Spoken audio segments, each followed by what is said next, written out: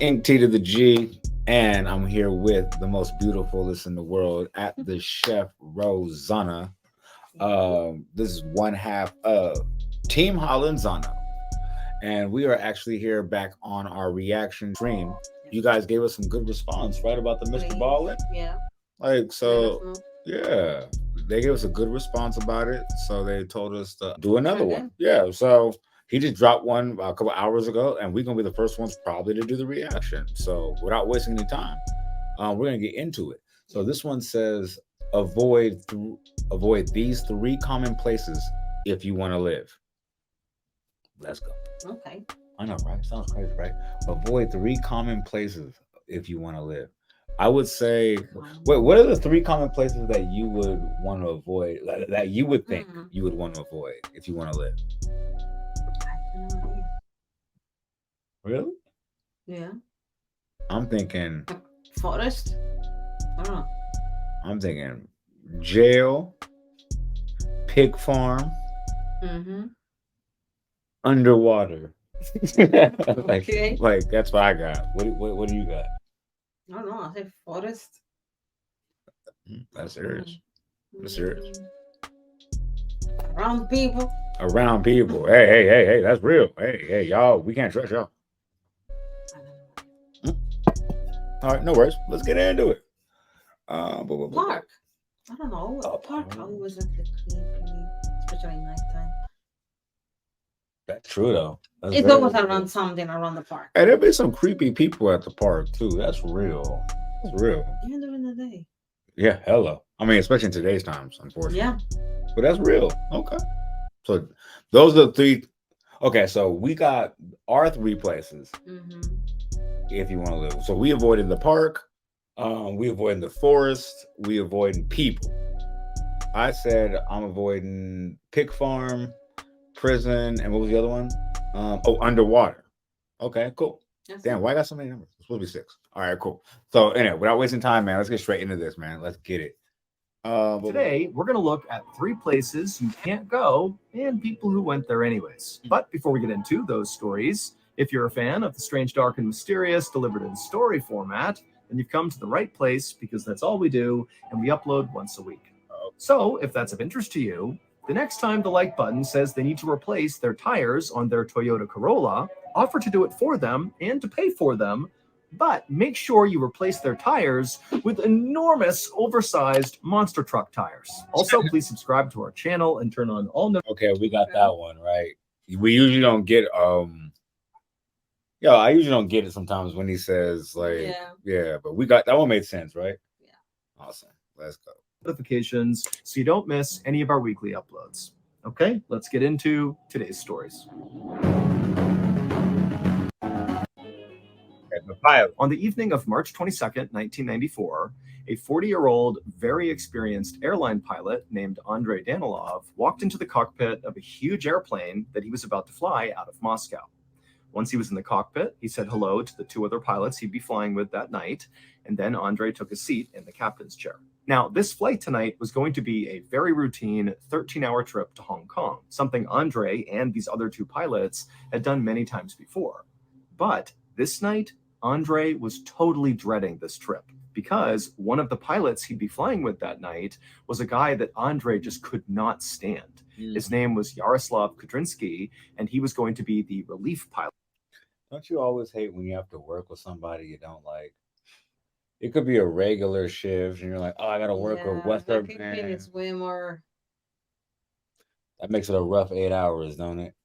Like you're like, man. Let me know in the comments. Like, you guys, man, when you have to go to work and somebody's just, they ain't even do nothing. You just don't like them, and you're like, you see on the schedule, you're like, oh, it's me and Alex. You're like, no, it's gonna be a rough 8 hours. Like something's gonna happen, right? He gonna say something. I might have to lose my job today. Like, you know what I'm saying? Or well, you know how in the female version, like, what do you say? I hope she don't say nothing. I might have to snatch her up. Like, you know what I'm saying? We don't say you say that. We ain't gonna say she say that. pilot that night. So Andre is the captain and the primary pilot. He has a co-pilot or first officer who sits right next to him. And then behind those two would be Yaroslav, the relief pilot, who basically is just there in case the captain or first officer needed a break. And so basically, Andre was going to be forced to interact with Yaroslav all night long. And so as passengers made their way onto the plane, and as Andre went through his pre-check procedures to get ready for this flight, Yaroslav just started yapping away about how amazing he was, and what a great dad he was, because he brought his kids on this flight. You know, they hadn't done a big international flight before, and so he was letting them fly with him that night. And then also... So you're telling me the person you don't like at your job come to the job, bring his family, and then start bragging on the family. Like, man, you know how great I am? Can you imagine you go to your job with somebody you don't like, and the first thing out of his mouth is, you know how great I am? Yeah. Just to let you know, I brought my family here to show them how great I am. Like, you're like, bro, I don't even like you, bro. You ain't great at nothing except pissing me off. Like, right? With that. I hope nothing bad happened to him now. Done a big international flight before, and so he was letting them fly with him that night. And then also Yaroslav began talking about this big surprise he had for his kids that was really going to show what an incredible father he really was.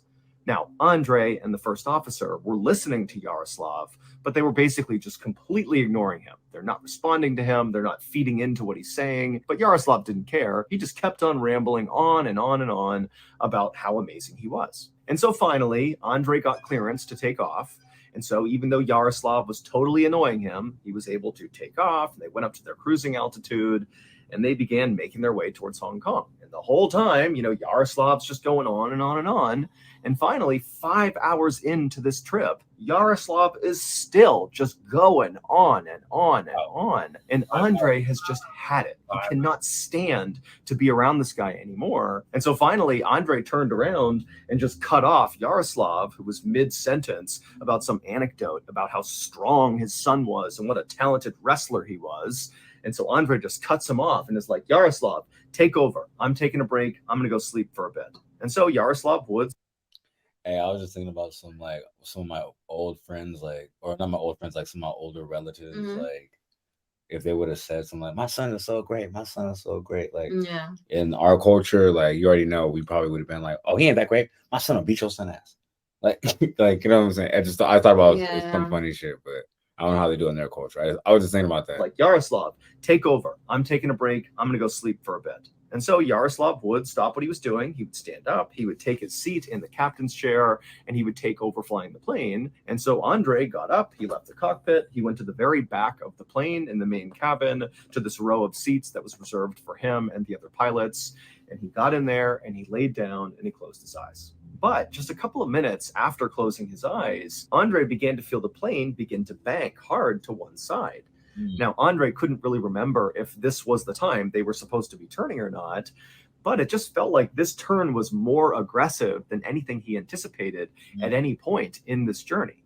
But Andre knew this plane was brand new, and so if there were any kind of minor mistakes that Yaroslav was making flying the plane, well, the autopilot feature, which was state-of-the-art in this plane, would easily correct those small errors and keep the plane going towards its destination. And so even though, again, they're still in this pretty sharp turn here, Andre just closed his eyes again and tried to go to sleep. But a couple of minutes later, they were still banking. And in fact, the bank was starting to get even more aggressive to the point where Andre opened his eyes and he's thinking to himself, what is Yaroslav doing up there? Like, we're basically going in a circle at this point. We're spiraling midair. And so right as Andre was about to get up and go see what the heck was going on, the plane began to shake really violently. And suddenly Andre realized, oh my goodness, the plane could be stalling right now. There could be a real issue in the cockpit, and this is not some minor error. And so as passengers on the plane are starting to sense that something could be wrong here, I mean, the plane is like hard to the side and shaking. Oh, wow. So people are starting to scream and cry. People are nervous. And so Andre, he begins to stand up to go to the cockpit when suddenly the plane goes from just shaking and banking to basically rolling completely on its side. So all the windows are now on the ground and everybody's on their side. Andre knew he could not go to the cockpit. There was no way to do that. And so all he could do was just hold on to his seat and pray they got out of this. And then just as quickly as all this started, it stopped. The plane kind of went back to level, it stopped shaking, and then Andre heard the sound of the twin engines out on the wings roar as if the plane was kind of getting back up to speed, and for a second, it seemed like everything was okay. And so Andre, sensing that this was his chance to get back to the cockpit and frankly just reassume command, because whatever was going on in there, it was not okay. And so Andre, he got up and began running down the aisle to get to the cockpit. But right as he was about to grab the door, the plane suddenly tilted upward and they began rocketing up into the sky, so strong that Andre was pinned to the carpet. And so for a couple of seconds, Andre couldn't do anything, but then he began to hear the sound of the actual frame of the plane beginning to crack from all the pressure of accelerating so quickly up into the sky. And so with all of his strength, Andre reached up, he's on his hands and knees, and he grabs the door handle to the cockpit and he opens it up. And the second he looks into the cockpit, he would have known exactly what was wrong. It would turn out Yaroslav's big surprise for his kids, that he promised Andre and the first officer would demonstrate what an amazing father he was that he was going to let his kids fly the plane just for a second. But these are untrained children that have no idea how to fly a plane. And so when Andre got up and went to go take a nap and Yaroslav took over, well, Yaroslav called up his kids who were in the main cabin, a teenage son and daughter, and they went into the cockpit and they sat down in the captain's chair and they began to fly the plane. And the daughter took the seat first in the captain's chair, and she was very careful not to touch any of the controls, even though Yaroslav was kind of encouraging her, to take the wheel and really see what it feels like. But she was nervous, and so she really didn't touch anything.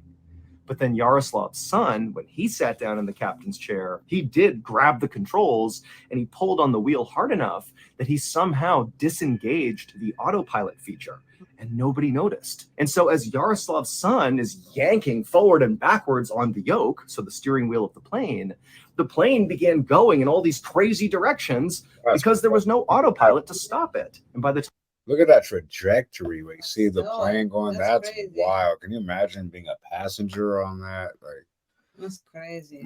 Let us know in the comments, man. You thought Spirit had a bad rap? Like, Wow. these people over here on this airline are letting their people over here just let their kids fly and shit. and going in all these crazy directions because there was no autopilot to stop it. And by the time he had figured out what was wrong, it was too late because the plane had entered into an unrecoverable stall and it crashed into the foothills of Siberia, killing all 75 people on board. Thank you. Well, my Wow. wow, hold on. Let's go before. Yeah, hold on. Let's get right here with it. Okay. I gotta ask you. So,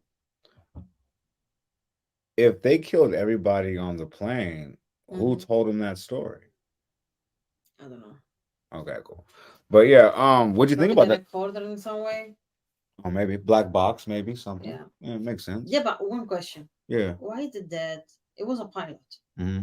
When he saw the kid took it off the autopilot and start to do something weird, why did the movie sign say, hey, move, boom, take the control? I think what Mr. Ballin was trying to say is by the time the sun brought the plane in a crazy upward ascent, that's when it was too late because remember the ship started already breaking and then No, I get it, but why didn't before? Like he started to move right there. Well, remember he said he didn't know they didn't notice. I guess maybe he wasn't a good pilot. I don't know. Like that's a good question though. Yeah, because why didn't you notice when it was going in a circle like that? Yeah, that's good. That's a good question. Yeah. Maybe bad piloting. I don't know. It's a good question. Let us know in the comments if you have an answer for that. That's weird. Yeah, that is weird for surely. But what do you think about the story? Cool story. I know, right? Yeah, interesting. Did they tell us where they were from? No. That wasn't America, was it? No. It didn't sound like it was American. Okay. All right, let's go with the next one. All right, let's get it going. Thank you to BetterHelp for sponsoring today's video. Back really struggling, even down and was work pursued. I'm so glad RP is actually therapist. Time help is a right from the company be you now to enjoy thing. 20. Here we go. This one is called The Blue Door. So without wasting time, we're gonna get straight into this one. Yeah. We're still back on our avoid these 3 common places if you want to live. Team Hallenzano. Next one. Let's get it. It's called, this is the second place you want to avoid if you want to live. the blue door. Let's go. Oh, let's bring it in now for.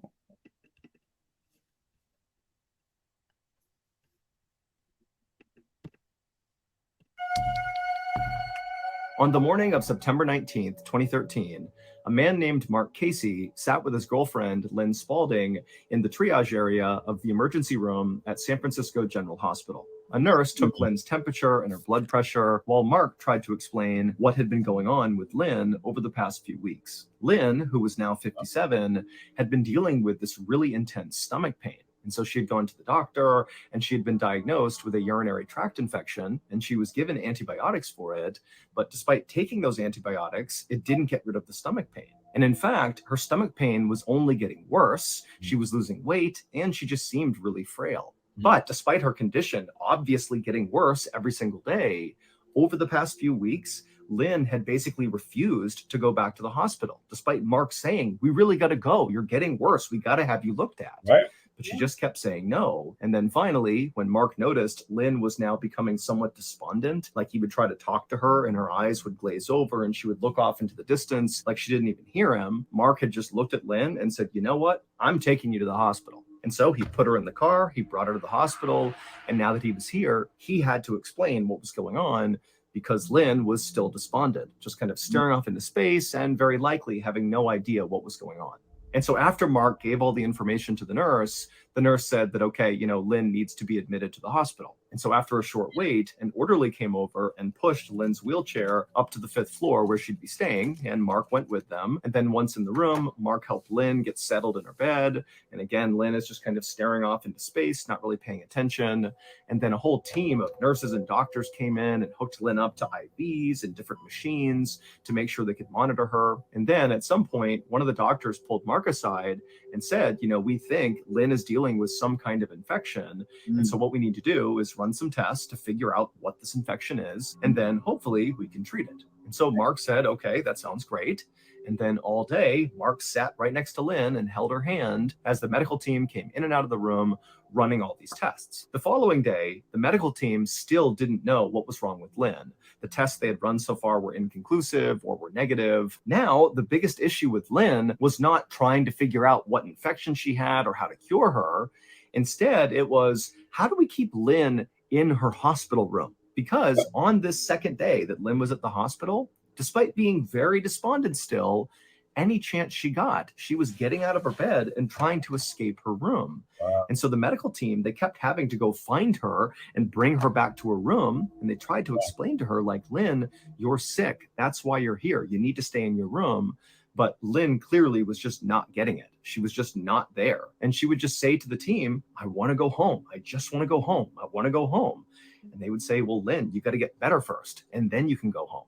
Now, Mark, like the medical staff, was also concerned about Lynn's behavior. It was not safe for her to get up and flee her hospital room.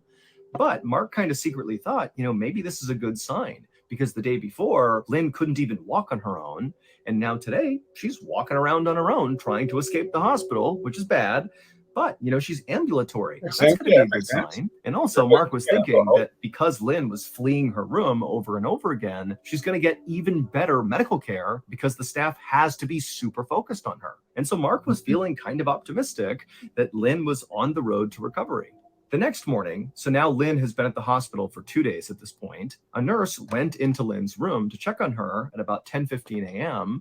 And she walked up to Lynn, who was in her bed, and Lynn immediately told the nurse that she wanted to go home. And the nurse said, sorry, Lynn, we still don't know what's wrong with you. You got to stay here for now. But again, it was pretty clear Lynn did not understand what the nurse was saying. And so Lynn was not agitated. She was laying in bed and did not appear to, want to flee the room anytime soon. And so the nurse took Lynn's vitals. They were all basically normal. And then the nurse wrote down on Lynn's chart that her condition as of this moment was fair. And then the nurse left the room. And once this nurse was gone, Lynn laid in bed for a second. And then when nobody else came in the room, she sat up, she hopped off the bed, and she took off her hospital gown. She pulled out all the cords and wires that were on her. Then she put on her jeans, her boots, her jacket. She grabbed her purse off the table, and she walked out the door. And the second she walked out the door, she would have been in this long hallway, except her room was at the end of the hallway. So when she stepped out into that hallway, if she turned right, she would have seen a long stretch of hallway with other hospital rooms and lots of staff and doctors and nurses kind of walking around. But to her left, it would have been a dead end with a single blue door with a green exit sign over the top of it. And so Lynn, she steps into the hallway.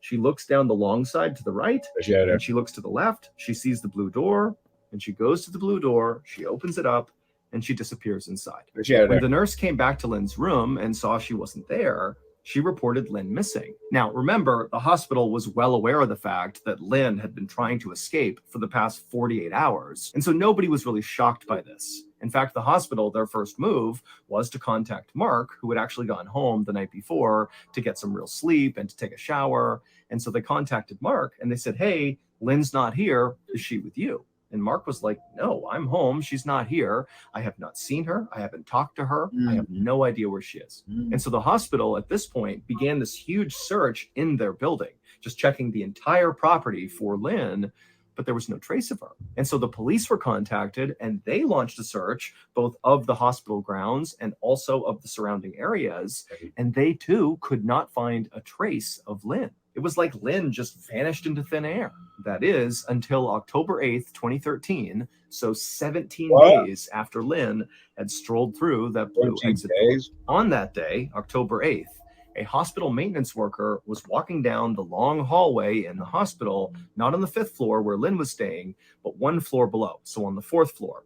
And he's walking down this long hallway in the direction of the dead end side, so the same side that Lynn was on where her room was, but again, one floor above.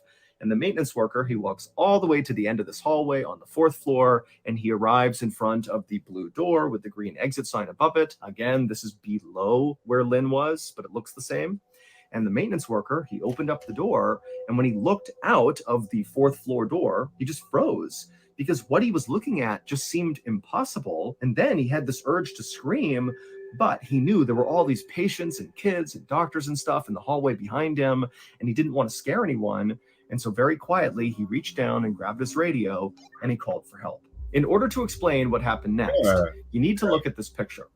So in this picture, on the right-hand side, you see... Hold on, let's go ahead and make sure we can zoom in right. You can see it good enough? Because I feel like you should get one of these. Hold on, one of these. Hold on. I want to make sure we can see this to the best of our ability. There you go. There we go. Now let's go ahead and get... There are two outdoor landings with people on them. The one on top is the 5th floor landing, and the one below it with a single person on it is the 4th floor landing.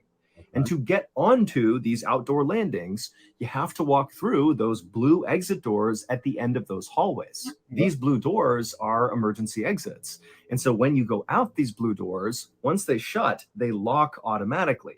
But now you're out on this outdoor landing, and immediately to your right, although you can't see it in this picture, there is actually another door that leads to this enclosed stairwell that will bring you all the way to the ground floor, where there's another door that's unlocked that will bring you out to safety. And so again, you walk out one of those blue doors, you're on this landing, you can turn, open up another door, you're in the stairwell, and you can evacuate. So in theory, if you were a person that really wanted to escape this hospital, like Lynn did, going out one of these blue door emergency exits was a great idea. It would bring you to the ground. This is a way to escape the hospital. But remember, Lynn was totally confused. Mentally, she was just not there because of whatever illness was affecting her. And so when she walked out that door, she arrived on the 5th floor landing, and the door shut behind her and it locked. And the theory is, as soon as Lynn got out there, maybe she had some second thoughts and wanted to go back into the hospital. And so she turned and she grabbed that door and tried to open it back up again. But because it locks automatically, it wouldn't open. And so Lynn did have the wherewithal to turn and see this other door that led to this enclosed stairwell, the emergency stairwell that did go to the ground floor. She could absolutely go all the way down and escape. She could do that.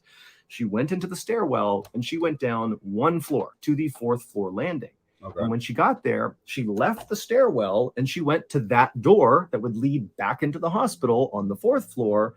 And she tried it, but of course it was locked. Right. And then again, instead of her just going back into the stairwell and going down and escaping to safety, she, for some reason, just stayed on the 4th floor landing. Again, you got to remember that she's not all there mentally, and so she was confused, and she just stayed there on the landing, basically waiting to be rescued. But despite these huge searches of the hospital property by hospital staff and by the police, for some reason, this area, this landing on the 4th floor, was never checked. And so nobody found her. That is until October 4th. So at this point, Lynn has been outside for 13 days on this landing, and a researcher from the hospital, for whatever reason, exited out one of these emergency doors, and they began making their way downstairs. And when they passed by the 4th floor landing, they spotted Lynn on the ground on the 4th floor landing. But instead of going over to her and seeing if she was okay, this researcher just called security and said, hey, there's a patient outside on the 4th floor landing, like, come check it out. And then instead of waiting for security, the researcher just left, leaving Lynn alone. And security at the hospital, who said they were going to go check, they didn't. And so 4 more days would go by with still nobody officially finding Lynn. And then finally, on October 8th, the hospital maintenance worker opened up the blue door on the 4th floor, and he saw the 4th floor landing, that exterior landing, and he saw Lynn, and he knew she was dead. Officials were never able to determine when Lynn died, so it's not clear how long she was alive out on that landing. But it is possible she could have been alive when that researcher found her, but obviously help didn't come in time. Ultimately, Lynn's family would sue the city and the hospital, and they would be awarded $3 million. That's crazy, man. Man, that's crazy. She was there. Yeah. No time. My question I want to ask you is $3 million worth, like, No. You're exactly like, Nothing. and what? How long was she out there? What they said, like 10 days, maybe 8 days, and she was still alive, and the dude still didn't do his job, and like, I don't know. That's sad. No, that's so crazy. That's sad. Well, yeah. Okay. Well, that's the second one. What do you think about besides just the sad part? Cool story. I know, right? I was not expecting that at all. I know, right? To be honest. I know. Yeah, that's one thing I like about the ball and stuff. You never really see where it's gonna go. Yeah. That's pretty dope. Well, let's see where the so far we wrong. We like 0 for 2. We picked our 3 picks, and so far we're 0 for 6. So I cannot write people. I guess okay, that's true. She is right. Let us know in the comments. But story, people are the problem. I mean, that's true. We said, but they said where to stay away from. Not. I know, but around the people. Okay, well, that's the planet. Okay, so you want people to get off the planet? Okay, you heard it here first, man. We're trying to stay safe, man. Get off the planet. Okay, get you a little residence over in Mars, Jupiter action. Somewhere. Okay. All right, man. Let's get to the next one, man. The last one on the Mr. Ballin. Avoid these 3 common places if you want to live. This will be the last one. So let's go ahead and get it.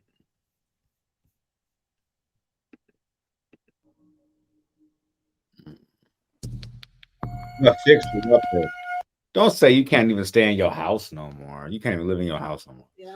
The safest place to be at is not in your house. On May 28th, 1986, a Florida real estate agent named Marguerite Welty walked up to the front door of this little white stucco home sitting right on the edge of Lake Placid in Florida.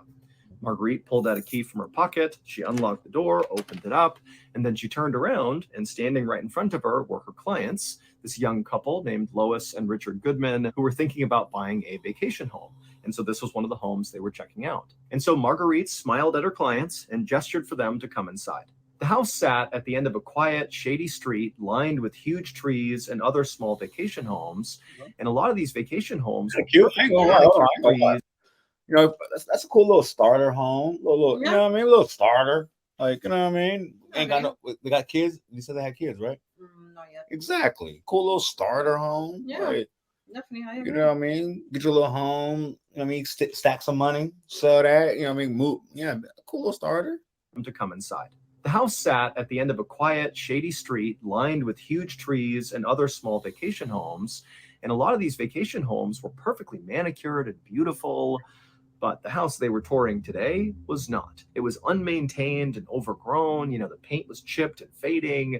It just looked bad because the owner of this property at one time had used this house as their vacation home, but lately they had just kind of stopped coming out here. And so they really never came out to check on the property. And so it definitely had the look of an abandoned property. They didn't hire nobody to maintain the That's property in weird, their especially absence, because it's in our area, right? That has a lot of good maintenance upkeep. Yeah, That's weird, right? it's weird. Red flag for sure. Big red flag for sure.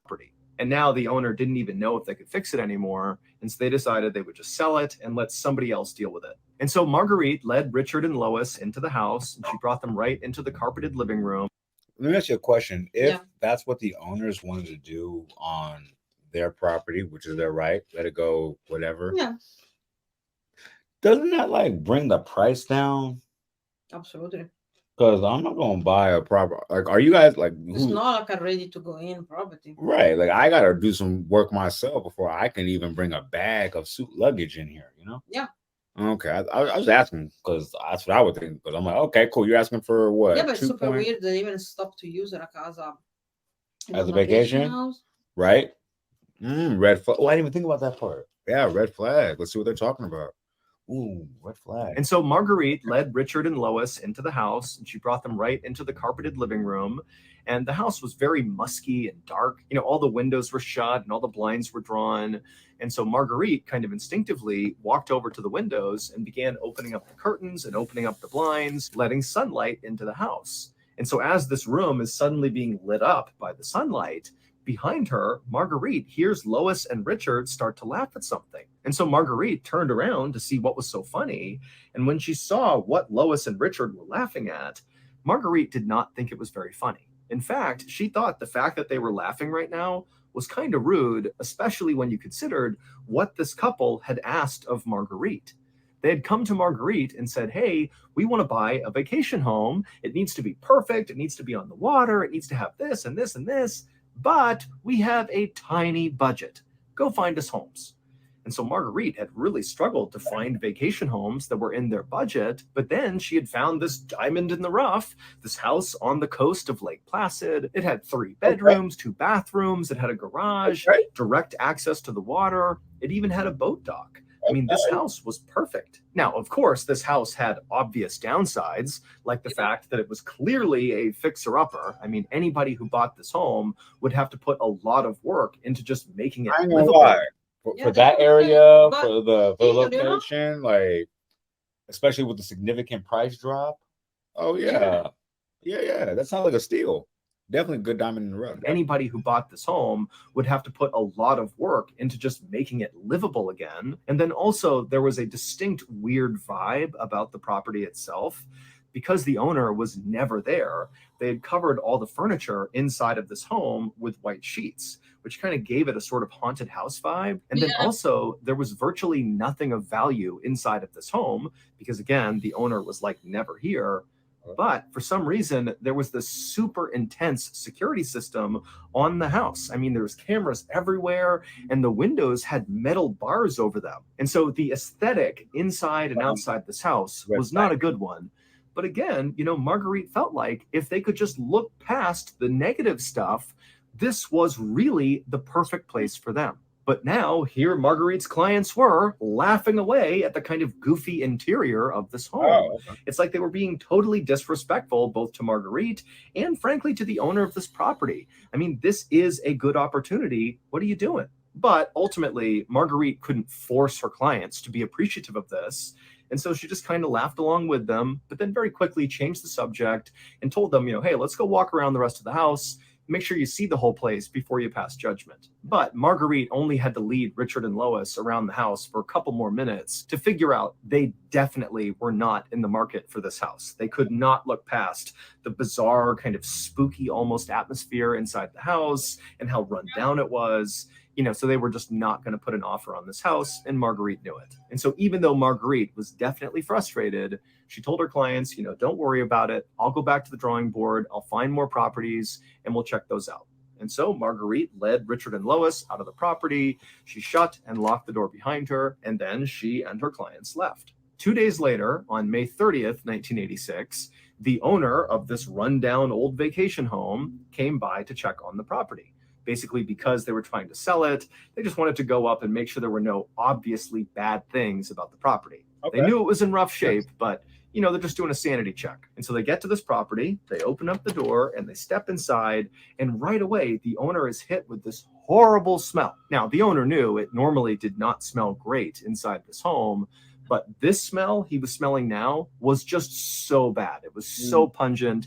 He knew it was not normal. And so the owner began walking around the house trying to figure out where the smell was coming from. And at some point, he found himself in the living room, and his eyes happened to land on the thing that Richard and Lois Goodman had been laughing at 2 days earlier. Except when the owner saw this thing, he didn't think it was funny at all. In fact, what he did is he instantly turned around, ran out of the house, grabbed a phone, and called 911. Oh, wow. 4 days earlier, on May 26th, a 28-year-old man named Thomas Lopez Ruiz, who was living in this makeshift campsite down by the water near Lake Placid, he decided to leave his campsite and go into town to try to earn some money. Thomas did not have a steady job. Instead, he did odd jobs in town whenever he could to earn a few bucks. But on this day, when Thomas went into town, there was no work. So Thomas decided he would go rob one of the many vacation homes along the coastline of Lake Placid. And the home that he picked is the same vacation home that Marguerite would take the Goodmans to 2 days later. And so Thomas arrives in front of this overgrown property, and he tries the doors, and they're all locked. However, Thomas had a plan. Thomas was a pretty small guy. He was about 5'2" tall, only weighed about 140 pounds. And so he figured he could just slip through the chimney. That's how he could break into the house. And at first, it went great. He slipped in no problem. And before long, he was making his way down towards the inside of the house. But what Thomas realized as he went down the chimney is the chimney was not perfectly straight up and down.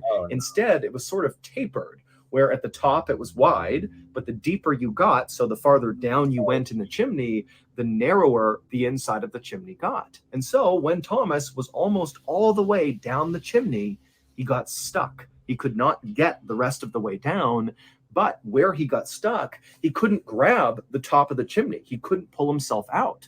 And so he is absolutely wedged, can't go down, can't go up.